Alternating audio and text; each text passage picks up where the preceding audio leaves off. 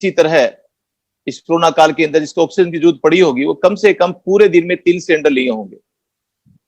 एक स्वस्थ आदमी पर डे जीने के लिए ऑक्सीजन के 3 सिलेंडर लेता है। और आपको सबको आज एहसास हो गया कि ऑक्सीजन के सिलेंडर की कीमत कितनी है। 800 रुपए का एक सिलेंडर का बिल आज ऑक्सीजन का होता है मिनिमम। प्राइवेट हॉस्पिटल में जाओ तो प्रधान इसके जीरो भी लगा सकते हैं वो लोग। साधारणतः 800 रुपए का एक आम आदमी 800 इंटू 3 यानी कि 2400 रुपए की ऑक्सीजन पर डे इसके जीरो भी लगा सकते।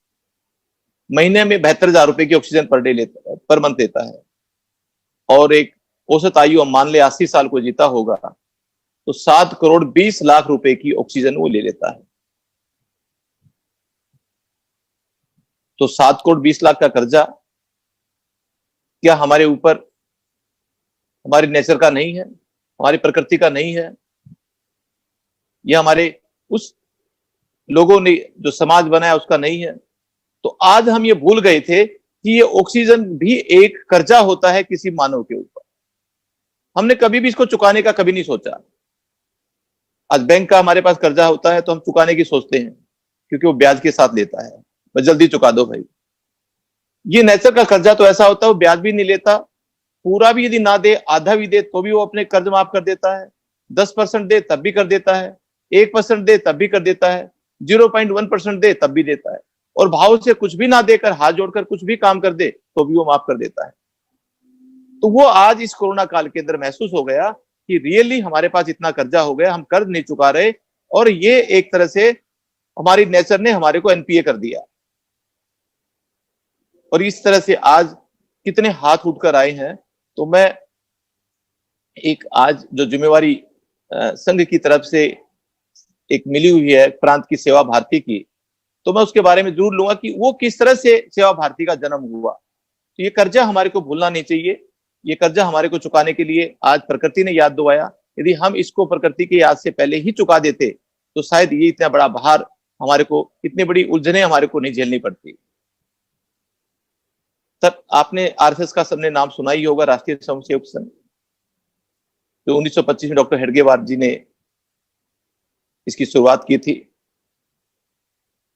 तत्कालीन इनके तीसरे हमारे सरसंघ चालक बाला साहब देवरस जी, ये 79 की बात है, उनके दिल में एक पीड़ा थी कि ये किस तरह का लोगों के मन में एक भावना आए इस कर्जे चुकाने की। लोगों के मन में एक चीज ये आए कि हम देश अपने समाज के प्रति हम करना चाहते हैं, कैसे करें, उन क्लस्टर के पास कैसे पहुंचे। तो 79 के अंदर माननीय विष्णु जी ने एक सेवा भारती का जन्म दिया और 3 एक तरह से एक्शन प्लान रखे: आत्मीयता, क्षमता, समता। आत्मीयता जो एक फीलिंग है कि मैं सोसाइटी का हूं, सोसाइटी मेरी है। क्षमता एक फीलिंग है कि हम सबकी एक कैपेसिटी बिल्डिंग हो, और समता वर्किंग टुवर्ड्स हार्मोनियस सोसाइटी। तो इस तरह से एक जन्म हुआ सेवा भारती का, और सेवा भारती के अंदर जगह जगह पकलों से जगह जगह तरीके से काम शुरू हो गए। और मेन मोटिव था कि सेवा करते करते लोगों को आत्मनिर्भर करना। ये नहीं कि वो हमेशा सेवा के अधीन पड़े रहें, बहनों की सेवा करके उनको सिखाना, अल्टीमेटली एक आत्मनिर्भरता करना। तो इस तरह से एक सेवा भारती का जन्म हुआ। और आज सेवा भारती का दिल्ली का यदि मैं प्रांत का कुछ बतलाऊं कि 1335 टोटल सेवा बस्ती है दिल्ली प्रांत के अंदर। सेवा भारती ने 300 बस्तियों में अपना काम शुरू कर दिया। एक मातृ छाया के नाम से सेवा भारती का प्रकलन चल रहा है पहाड़गंज के अंदर, जिसमें छोटे शिशुजात बच्चे जो कोई अपने घर से छोड़ जाते हैं तो उनका पालन पोषण करना, और उनको आगे किसी के जो गवर्नमेंट के नियम के हिसाब से उसको किसी को गोद देना। गोपाल धाम एक है, जैसे डॉक्टर भारद्वाज जी जो हमारे बीच में यदि आ गए होंगे तो वो भी एक, मैं समझता हूं कि यदि किसी जमाने में या कभी आज से हजारों साल बाद यदि कोई नाम लिखा जाएगा कि सेवा के काम कभी हिंदुस्तान में हुए हैं तो डॉक्टर बीडी भारद्वाज जी का नाम जरूर सुनहरे अक्षरों में लिखा जाएगा, जिन्होंने सब कुछ छोड़कर एक ध्येय बना लिया कि उन लोगों को प्रभु के नाम से याद करना और उनकी सेवा करना। तो मैं उनका तहे दिल से नमन ही नहीं करता, मैं तो यदि वो होते तो उनके पांव छूकर भी अपने आप को मैं धन्य मानता था, कि क्योंकि ऐसे ऐसे जीव धरती के ऊपर वो प्राणी बहुत कम मिलते हैं। मैंने तो जब देखा, जब वो प्लेटफार्म के अंदर कहा कि जी आप मंच पे आओ, बोला जी मैं सामने बैठूंगा। मैं बोला जी ऐसे धन्य आदमी तो को बिरला ही मिलते हैं, वो आप सब लोगों के सामने है। तो आप सोचो कि आपका आज जीवन, आपने गंगा का जो चला, जो अपनी हमने जो चला के रखी है, जो गंगा रस वाली, तो आपने तो गंगा यहीं देख ली भारद्वाज जी के दर्शन करके। मैं उनका प्रणाम करता हूँ। तो इस तरह से हमारा जो सेवा भारती का जो काम है वो एक बहुत अच्छे तरीके से चल रहा है। तो जस्ट मैं सेवा भारती को इसलिए लाना चाह रहा था क्योंकि इस कोरोना काल के अंदर सेवा भारती ने 85 लाख लोगों के पास खाने के पैकेट भिजाए।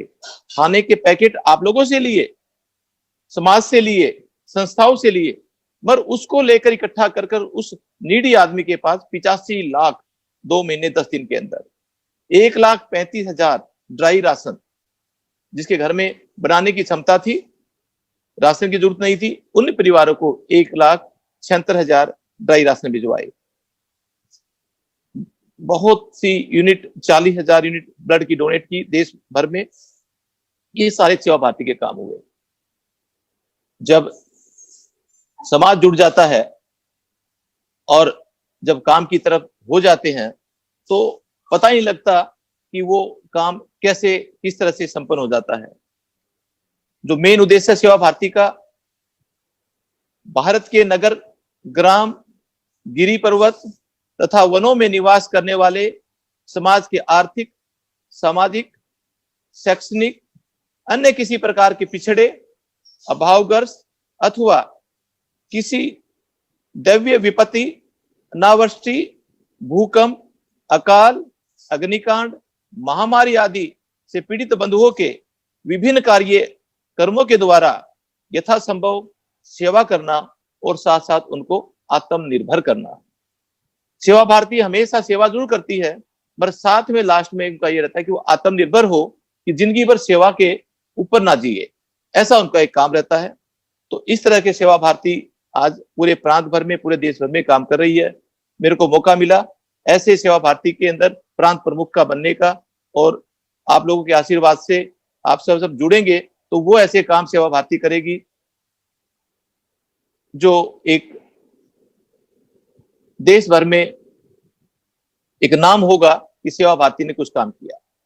मैं सेवा भारती के साथ साथ हमारे साथ काफी भिवानी परिवार मैत्री संघ की सेवा भारती, आप करीबन 17 या 18 लाख का योगदान सेवा भारती में भिवानी परिवार मैत्री संघ से भी आया है, इन काइंड्स, इन रूपीज। तो मैं आप सब लोगों का वो भी आभार प्रकट करता हूं। एक चीज निकल कर आती है, जब हम कहीं भी सेवा की बात होती है तो सेवा 3 तरह से होती है, तन से, मन से, धन से। तो काफी लोग ये सोचते हैं कि मेरे पास तो धन नहीं है तो मैं कैसे कर पाऊंगा। तो जिस तरह से धन और तन और मन, इन सब का एक जैसा योगदान है। जी, धन का योगदान किसी ने धन से की है तो उसका योगदान 33% ही माना जाएगा। इसी तरह मन का भी योगदान 33% और तन का भी योगदान 33%। तो अपने आप को अपन कई बार ये सोचते हैं कि धन नहीं है तो मैं सेवा कैसे कर पाऊंगा। ऐसी ऐसी चीजें देखी हैं लोगों की, जो तन से सेवा करने के बाद धन से भी बड़ा उसने काम किया है। मैं एक छोटा सा ऐसे ही एक पागल आदमी का उदाहरण दूंगा, जिसके पास धन नहीं था, बेचारे के पास थोड़ा मोटा मन था, मगर उसके पास तन जरूर था, और वो चाह रहा था कि मैं भी सेवा उनके बराबर करूं जो लोग अरबों खरबों धन से करते हैं। आपने सुना होगा हमारे यहाँ पर जो संक्रांत का दिन होता है, वहां पर काफी लोग धन वाले सेवा का काम करते हैं, कोई कंबल बांटता है, कोई कुछ बांटता है। तो इसी तरह से किसी लाला जी ने संकल्प लिया हुआ था कि मैं 1000 कंबल बांटूंगा मकर संक्रांति वाले दिन, और कहा कि मैं सुबह 7 बजे बांटने शुरू करूंगा और जब तक 1000 कंबल बटेंगे तब तक बांटता रहूंगा। कंबल, सर्दी का टाइम, कंबल लेने वालों की बहुत लंबी चौड़ी लाइन लग गई। ठीक है, 7 बजे बांटना शुरू करना था उसने, तो लोगों ने 6 बजे ही लाइन लगा दी ताकि बाद में नंबर ना आए। तो उसमें वो जो पागल बेचारा, जो गरीब, जिसके पास कुछ भी नहीं था, वो भी लाइन में खड़ा हो गया ताकि मेरे को तो कंबल मिलेगा। लंबी लाइन। तो उस पागल के पीछे एक व्यक्ति खड़ा हुआ था। जब वो व्यक्ति पीछे खड़ा हुआ था, वो बोला कि इतनी लंबी लाइन लगी हुई है, 1000 कंबल बटेंगे, क्या कंबल मेरे को मिलेगा? तो उस पागल ने कहा कि भैया मेरे को तो विश्वास है, मेरे को तो पक्का मिलेगा। बोले यार पता नहीं, लंबी लाइन है। फिर दोबारा उसने अपना प्रश्न दोहराया, मिलेगा नहीं मिलेगा? उसने कहा भाई विश्वास रखो, मिलेगा, मेरे को जब विश्वास है मेरे को तो मिलेगा। फिर उस व्यक्ति ने कहा कि आप एक काम करो, मेरे को तो विश्वास है मिलेगा, तो आप मेरे आगे आ जाओ, मेरे को पीछे कर दो। यानी कि मेरे को विश्वास है मिलेगा तो आपको जरूर मिलेगा। उस व्यक्ति ने उसको तो पीछे कर दिया, उसको आगे कर दिया, आप पीछे हो गया। और फिर इसी तरह उनके पीछे वाला व्यक्ति दोबारा, उसके मन में फिर शंका कि मिलेगा नहीं मिलेगा। तो उस व्यक्ति ने कहा कि पागल भाई ने कि भैया मिलेगा, मेरे को विश्वास है। तो उसको फिर उस आगे कर दिया, आप पीछे हो गया।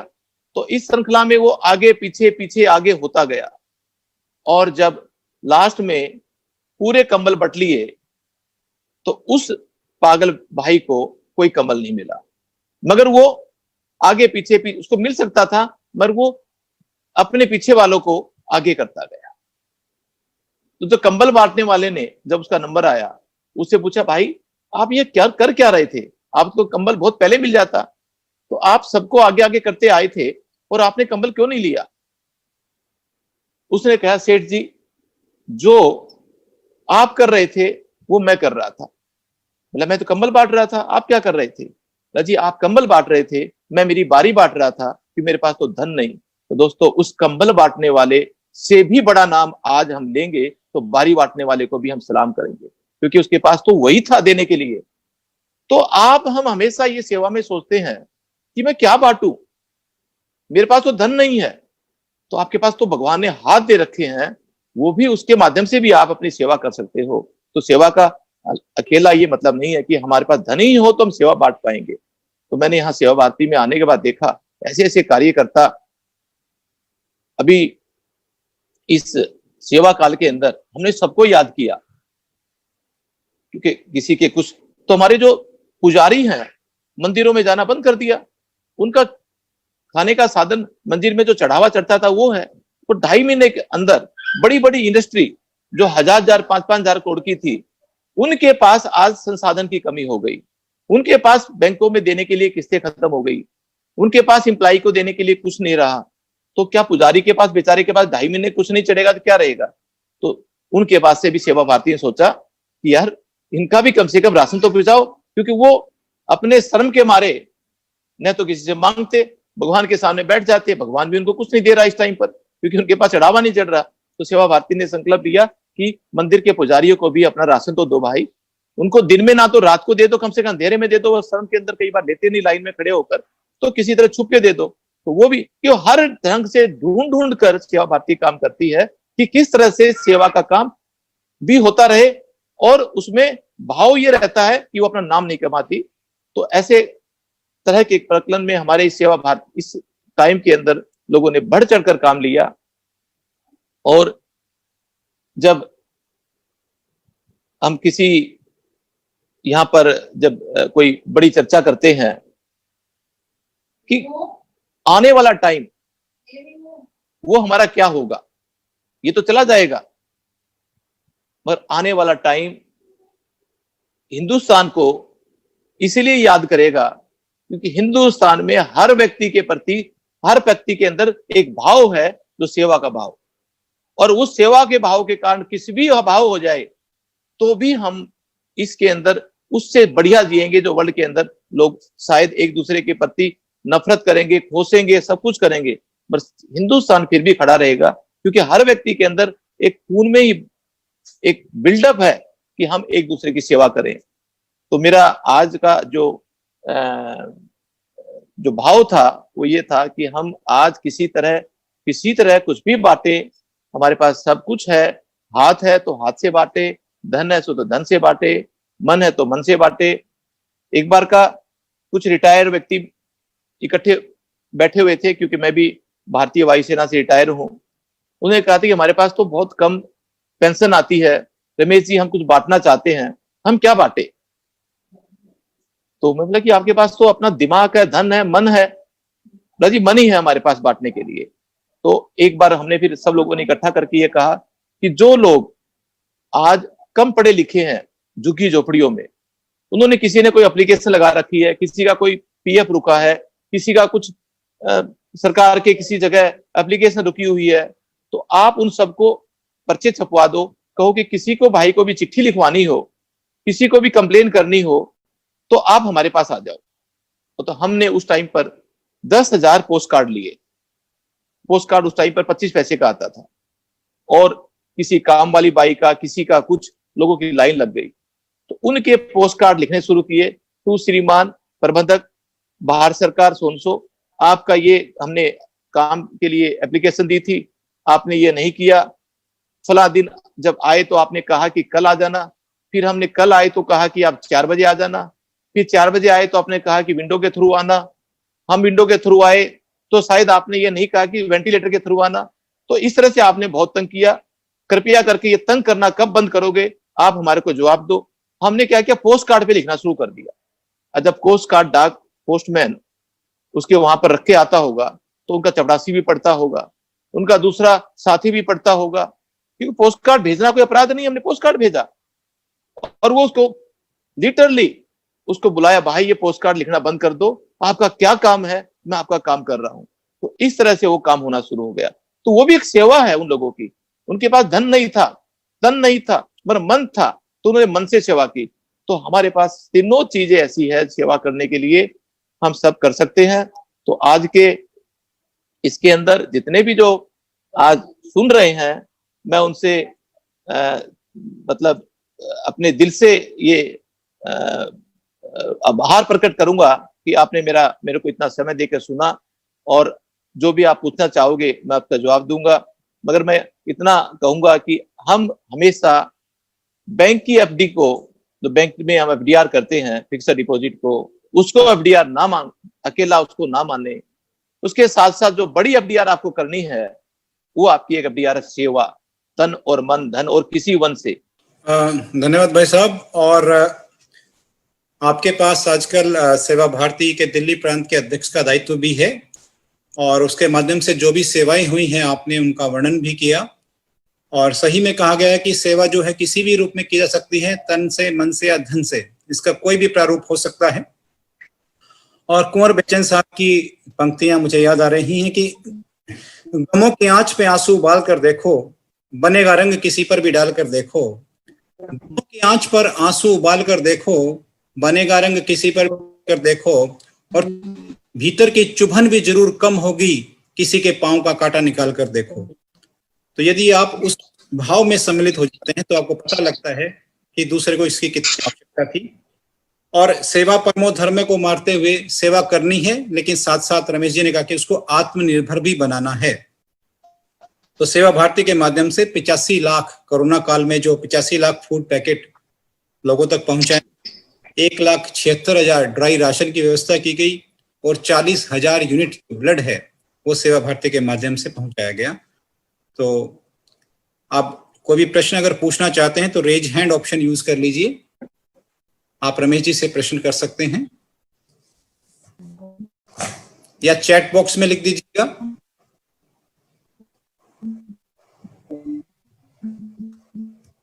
कोई प्रश्न करना चाहेंगे रमेश जी से?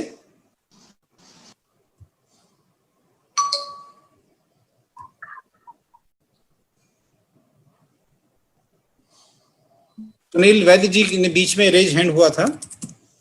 सुनील जी प्रश्न पूछना चाहेंगे?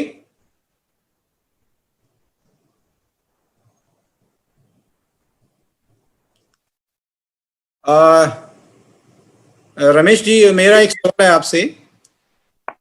हेलो, आप ये जो समय जो है इसका टाइम का मैनेजमेंट कैसे करते हैं? आप बिजनेस एक्टिविटी भी देखते हैं, सामाजिक एक्टिविटी भी देखते हैं, और एज ए स्पीकर भी जाते रहते हैं, अनेक दायित्व आप निभा रहे हैं, तो टाइम मैनेजमेंट किस तरह से कर लेते हैं आप? एक चीज मिलिट्री में सिखाई जाती थी जी plan your work and work your plan. जी यदि ये चीज हम कर ले, क्योंकि हमेशा आपके पास बहुत काम आएंगे। You keep writing all the works, आप सब कुछ अपने लिखते रहो कॉपी के ऊपर, किसी को मत छोड़ो। सब काम जब आ रहे हैं दिमाग में तो सब है। उसके बाद फिर एक लिस्ट बनाओ, प्रायोरिटी लिस्ट, कौन जी काम कितना आवश्यक है जी और उससे कितना लाभ मेरे को हो रहा है, कितना लाभ मैं किसके काम करूंगा उसको हो रहा है। जी उसके बाद उसकी नंबरिंग आ जाती है 1 2 3 4, जी और फिर समय बांट दो उस काम को कि ये 9 बजे, ये 10 बजे, ये 11 बजे। तो राइट इस तरह से आप जितना भी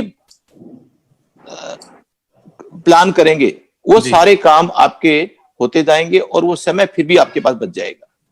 तो जैसे आज आपकी ये एक हमारी 8 से 10 की बैठक है, दूसरी जी हमारी प्रांत की 10 से 12 की प्रांत की बैठक है। जी जी तो मैंने 8 से 10 इसमें डाल दिया, 10 से जी 12 प्रांत का डाल दिया, जी और 12 के बाद 1-2 घंटा परिवार के साथ। उसके बाद फिर मेरे जितने हिंदुस्तान के स्टाफ है उनका मैं जी रिव्यू ले रहा है कि भाई हमारे जी 135 ब्रांचों के अंदर जी किसको कोई तकलीफ तो नहीं है, जी क्या काम शुरू हो गया। जी क्योंकि हमारे अग्रवाल पैकरमोर में काफी लोगों ने टिकटें बुक करा दी जी और उसका सामान बुक करके जब तक ट्रक में नहीं आएगा तो वो अपने टिकट बुक कराकर अपने फ्लाइट में नहीं बैठ पाएंगे। तो जी इस टाइम पर मैन पावर की कमी के कारण वो पूरा समय से नहीं हो पा रहा, तो जिसके कारण उनकी टिकटें कैंसिल हो रही है। तो मैं ये चाह रहा हूं कि भी उनकी टिकटें कैंसिल ना हो, हम किस तरह से करें, तो उसकी फिर मेरी 4 बजे के बाद प्लानिंग है। तो ये सब चीज ऐसे अपने आप ही होती चलती है। But work your plan and plan your work, बस ये 2 जी लाइन का यदि हम सीख पाए जी तो सब कुछ जी हो जाएगा। जी जी सुरेश गुप्ता जी हैं। सुरेश गुप्ता जी, स्वागत है भाई साहब आपका। रमेश जी नमस्कार। मेरा एक छोटा सा सवाल है। आपकी सेवा भारती की उपलब्धियां बहुत अच्छी है, नो डाउट। आजकल एक देखा गया है कि किसी को कोविड पॉजिटिव हो जाए तो उसको ये मार्गदर्शन नहीं है कि मैं किस अस्पताल में जाऊं, कैसे जाऊं, because no bed is available, nothing is available. मैं इसको पॉलिटिकली नहीं बात कर रहा। क्या सेवा भारती कोई ऐसा पोर्टल चालू करे या कोई ऐसा संपर्क नंबर दे कि किसी को ऐसा हो जाए तो वो इस संपर्क करे, तो उसमें हम आपकी जो भी गाइडेंस कर सकते हो करते हैं। सुरेश जी बहुत अच्छा क्वेश्चन। हमारी अभी 4 दिन पहले पूरे प्रांत की बैठक में चर्चा आई थी। एक तो मैं मेरा वीडियो नहीं दिखा पा रहा क्योंकि मेरे यहाँ पर लाइट चली गई, मैं उस पे 4G पे हूँ, तो दोनों एक साथ ये ले नहीं पा रहा। कि हमने इस पे 3-4 चर्चाएं की थी कि पॉजिटिव हो जाए तो हॉस्पिटल में कैसे जाए, क्योंकि हॉस्पिटल के अंदर कोई कहता बेड नहीं है, और कोई अस्पताल तो आपको शायद स्टिंग ऑपरेशन में आपने सुना होगा कि कहते हैं कि 15 लाख रुपए लेकर आ जाओ, वो भी कैश, तो हम आपको भर्ती करेंगे। अब साधारण आदमी के पास 15 लाख सर मैं के बाद तो वैसे मैं तो सेवा भारती के एंगल से पूछ रहा हूँ।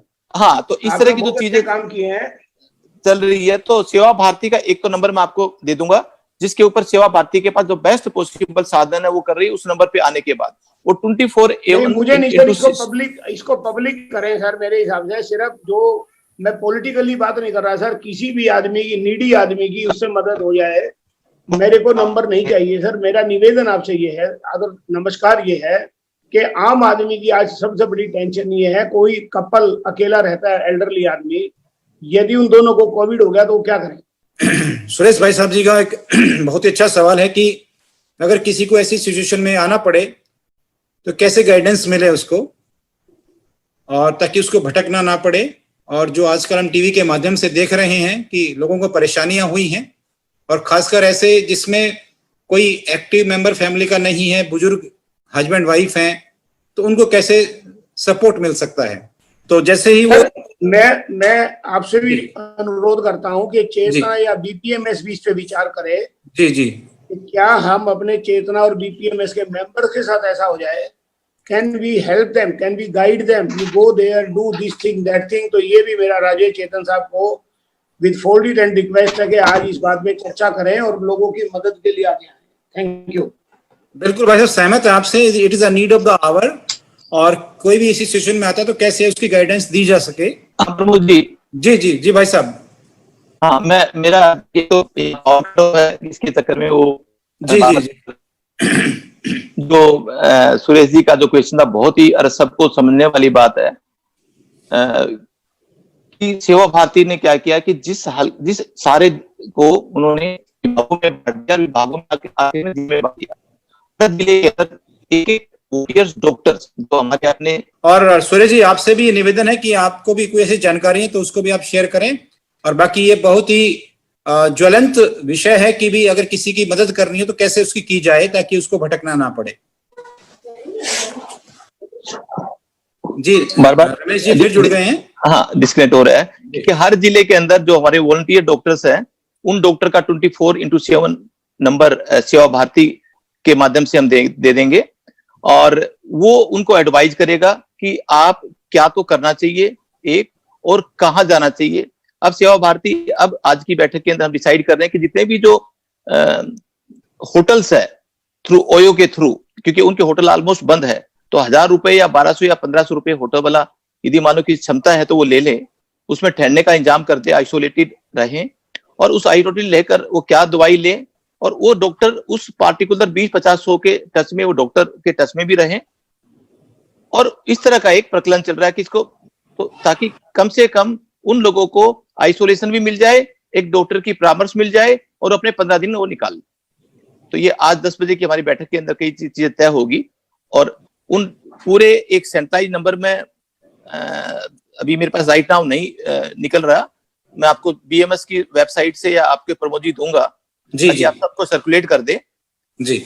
और हर जिले के अंदर एक डॉक्टर का हमने नंबर बनाया है कि वो इमीडिएटली उनको जवाब देते हैं और सब वॉलंटियर डॉक्टर हैं, कोई पेड डॉक्टर नहीं है। सेवा भारती के अंदर उन्होंने अपना हस्ताक्षर करके ये कहा कि भाई मैं ये काम करना चाहता हूँ। जय हिंद रमेश जी। जय हिंद जी। बहुत बहुत धन्यवाद, पुनः आपका व्याख्यान सुनने का अवसर मिला और धन्यवाद प्रमोद जी। एक उदाहरण आपने दिया है, सेवा भारती निसंदेह मतलब one of the best social organization है जो इस समय अभावग्रस्त व्यक्तियों की सहायता कर रहे हैं और सौभाग्य से हम भी मूल संगठन के स्वयंसेवक हैं और जिला स्तर पर दायित्व का वहन कर रहे हैं, वनवासी कल्याण आश्रम के माध्यम से भी सेवा का प्रयास कर रहे हैं। एक आपने उदाहरण दिया है रमेश जी कि निर्धन व्यक्ति ने पंक्ति में खड़ा होकर अपनी बारी बांटी, तो क्या ये ऐसा उदाहरण नहीं है कि ड्यूटी ओके आउटपुट नील, मतलब वो स्वयं असुविधा में रहे, बार बार अन्य मतलब जो पंक्ति में लगे हुए लोग थे उनको आगे करते रहे, किंतु नेट रिजल्ट तो मेरे ख्याल से शून्य रहा जी, ऐसा हमें लगता है। तो कृपया इस पर प्रकाश डालिए।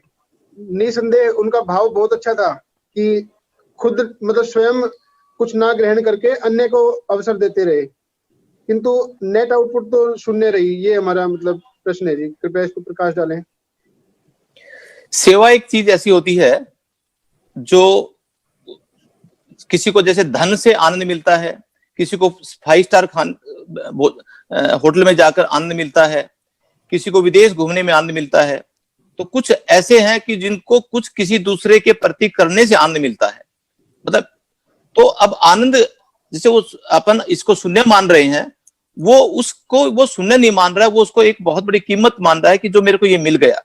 कुछ लोग बैंक में पैसा डालकर उसको एक मानते हैं कि मेरे को 1 करोड़ मैंने डाल दिए और 7 साल में मेरे 2 करोड़ हो गए, वो उसको आनंद मानता है। कुछ लोग अपनी इसको ही कई गुना जो करोड़ों में कीमत नहीं गिनी जाती, उसको वो अपना धन मानता है। तो ये अपना एक सोच का है। धीरे धीरे जब हम सेवा के साथ जुड़ते हैं तो अपने आप में एक आनंद शुरू हो जाता है, वो उस धन से बड़ा वो मानना शुरू हो जाता है। और जब उसको समाज एक्सेप्ट कर लेता है तो हम देखेंगे कि आप लगेगी यार इससे का तो कुछ भी नहीं था, तो बिल्कुल फकीर था। आज साईं बाबा जी जो शिरडी वाले हैं, न होने के बाद भी, गुरु नानक देव जी के पास कुछ न होने के बाद भी आज भी हम कितने वर्षों के बाद उनका नाम ले रहे हैं।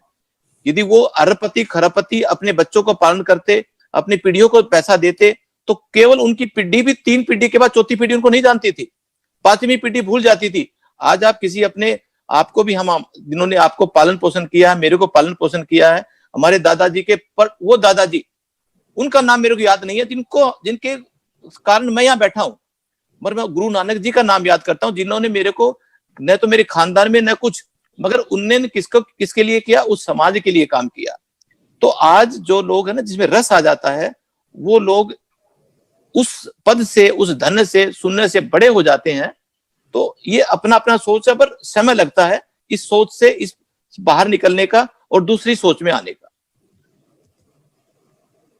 आखिरी सवाल गुलाटी जी से, आर के गुलाटी जी। हाँ, नमस्कार। नमस्कार जी, नमस्कार। मैं आर के गुलाटी, PRO नेचुरल लाइफस्टाइल रोनी से।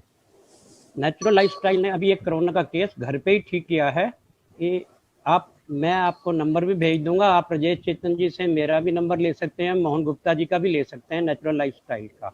दूसरा एक सजेशन हमने रखा है कि जो सोसाइटी या आसपास जो बारात घर है या सोसाइटी में गेस्ट हाउस है, उसमें आप AC लगा के उसको बना सकते हैं कोरोना सेंटर आसपास अपने, और वहाँ ही रखिए। उसमें नेचुरल वालों की भी हेल्प लीजिए, गवर्नमेंट की भी हेल्प लीजिए। और मेरा नंबर भी आप ले सकते हैं, विशव राय चौधरी जी भी हेल्प करते हैं इसमें। बहुत अच्छा जी। जी जी, धन्यवाद गुलाटी जी। और एक आखिरी सवाल मैं लेना चाहूंगा 1 मिनट के लिए, अमर सिंह जी। रमेश जी, आपका बहुत बहुत शुक्रिया आज का समय देने के लिए और हम सबको सेवा भारती के कार्यक्रमों से, सेवा के कार्यों से परिचित कराने के लिए। और जैसे ही आपकी जानकारी में कोई ऐसा हेल्पलाइन का नंबर आता है जिसके माध्यम से हम कोविड पेशेंट की मदद कर सकें, तो आप शेयर कीजिएगा, हम सबको शेयर कर देंगे उसको। थैंक यू सर, धन्यवाद। बहुत बहुत धन्यवाद भाई साहब। जय हिंद। जय हिंद। और आज का जो दूसरा सत्र है उसके स्पीकर हैं डॉक्टर BM भारद्वाज जी, जो कि संस्थापक है अपना घर आश्रम के, मानवता के मसीहा हैं। तो मैं जी से अनुरोध करता हूं कि वो डॉक्टर साहब का परिचय कराएं। सामरमन गोयल जी। सभी को प्रणाम। जैसा कि भगवान श्री कृष्ण ने गीता में भी सेवा पे जोर दिया कि सेवा तो मनुष्य जीवन के लिए सबसे प्रथम है, सेवा के बिना मनुष्य जीवन निरर्थक है। तो डॉक्टर BM भारद्वाज जी ने इसी विचारधारा को, इसी संदेश को एक संस्था के रूप में नहीं, अपना घर आश्रम को एक विचारधारा बनाकर पूरे समाज को प्रेरित किया है। उन्होंने उन लोगों के लिए सोचा जिनको हम राह चलते हुए नंगी आंखों से भी देखते हैं और फिर भी उनको अनदेखा कर देते हैं। कोई कूड़े में पड़े हुए हैं, कोई नाली में पड़े हुए हैं, मल में भरे हुए हैं, कीड़े से भरे हुए हैं, मंदिर मस्जिद गुरुद्वारा के आगे पड़े हुए हैं, न भिखारी होते हैं, वो न कुछ कर पाते हैं न कुछ मांग सकते हैं। तो उन लोगों की सेवा के लिए डॉक्टर साहब के मन में बचपन से ही विचार आया कि ऐसे लोगों की सेवा की जाए। तो सेवा तो जैसे और भी बहुत संस्थाएं करती है, लेकिन डॉक्टर साहब ने सेवा को एक उत्कृष्ट कार्य के रूप में लिया, क्योंकि सेवा करके जो अपेक्षा होती है, अहंकार होता है, उससे कैसे बचा जाए। सबसे बड़ा जो विचारधारा डॉक्टर साहब ने स्थापित की, मैं तो मानता हूं कि वो है, उन्होंने सेवा को समर्पण की भावना से, जैसे अभी रमेश जी अग्रवाल ने भी कहा कि भाव, सेवा के भाव, तो डॉक्टर साहब ने सबसे ज्यादा जोर इसी पे दिया कि हमारे अंदर सेवा के भाव होने चाहिए। भाव, हम व्यापार में रह के भी सेवा कर सकते हैं, और समाज में क्या होता है कि सेवा को भी व्यापार बना दिया जाता है। तो डॉक्टर साहब ने कुछ ऐसे ही मानदंड अपने जीवन में लागू किए और समाज को एक दिशा देने का काम किया है। सेवा के साथ साथ भी सेवा करें, उसका सम्मान चाहे हम, क्योंकि डॉक्टर साहब का मानना है कि सेवा करके हम कोई बड़ा कार्य नहीं कर रहे, परमात्मा का कार्य है, परमात्मा हमसे करवा रहा है, हमें अवसर दिया है, और इससे बड़ा हमारा सौभाग्य नहीं हो सकता। तो ऐसी विचारधारा से भरे हुए डॉक्टर साहब, और इसी विचारधारा को आगे बढ़ाते हुए अपना घर आश्रम 25 साल पहले उन्होंने अपने एक छोटे से घर से स्थापित किया। आज पूरे देश में 35 शाखाएं हैं, एक नेपाल में है, और निरंतर बिना किसी लिप्तता के, बिना किसी अपेक्षा के, कोई भी लावारिस बेसहारा कहीं भी किसी भी स्थिति में हो, अपना घर आश्रम उस सेवा के लिए तत्पर रहता है। और ये सब डॉक्टर BM भारद्वाज और डॉक्टर माधुरी भारद्वाज की मार्गदर्शन में, प्रेरणा से चल रहा है। और मैं तो अपना सौभाग्य समझता हूं कि ऐसे हमारे बड़े भाई डॉक्टर बीएम भारद्वाज जी का हमें सानिध्य मिला है। और मैं डॉक्टर बीएम भारद्वाज जी के साथ एक और शख्स का परिचय कराना चाहूंगा। बबीता गुलाटी जी है डॉक्टर साहब के साथ। परमात्मा ने कुछ शारीरिक असक्षमता दी इनको, लेकिन इन्होंने उस असक्षमता को एक सेवा का अवसर बना लिया। आज जो ये सेवा कर रही है, ये एक स्टाफ के रूप में, सेवा साथी के रूप में अपना अगर आश्रम भरतपुर में आई थी, तो भरतपुर की कार्यकारिणी ने इनकी असक्षमता को, शारीरिक असक्षमता को देखते हुए मना कर दिया था कि भी आप यहाँ कार्य नहीं कर पाओगे। लेकिन इन्होंने जोर दिया, इन्होंने वहां ज्वाइन किया और कुछ सालों तक वहां पर पेड स्टाफ के रूप में काम किया। फिर इनके मन में भाव आए कि मुझे क्या करना है, मेरा कौन है, आगे पीछे क्या है। तो इन्होंने जो इकट्ठा किया था वो भी आश्रम को समर्पित कर दिया और हमेशा व्हील चेयर पे रहती है। आज डॉक्टर बीएम भारद्वाज के बाद पूरे आश्रम का संचालन इन्हीं के दिमाग से होता है, इन्हीं का सारा बुद्धिता से होता है। तो मैं इनको भी चाहूंगा कि डॉक्टर बबीता गुलाटी जी भी कुछ दो शब्द कहें। भारती के सभी तारों को मैं प्रणाम करती हूँ। तो हमेशा चमकते रहें और चमकते रहेंगे। और आज की जो परिस्थितियां हैं वो सेवा के लिए बिल्कुल अनुकूल है। आज सेवा करने का सबको अवसर मिला है। मैं तारों से जारी करूंगी कि वो धरती पर आ जाएं, कि सेवा का बहुत उतर आए। सेवा की बहुत जरूरत है इन परिस्थितियों में। और अभी जो रमेश सर ने बताया था कंबल वाली बात, कंबल वाली स्टोरी सुनाई थी, वो मन को बहुत छू गई। वास्तव में जो मन से हो जाए वो भी एक सेवा है। और अगर हम अपनी बारी भी ना दे पाए लेकिन किसी के दुख से हमारा मन तड़प जाए तो वो भी एक सेवा है। बस मैं यही कहना चाहती हूँ।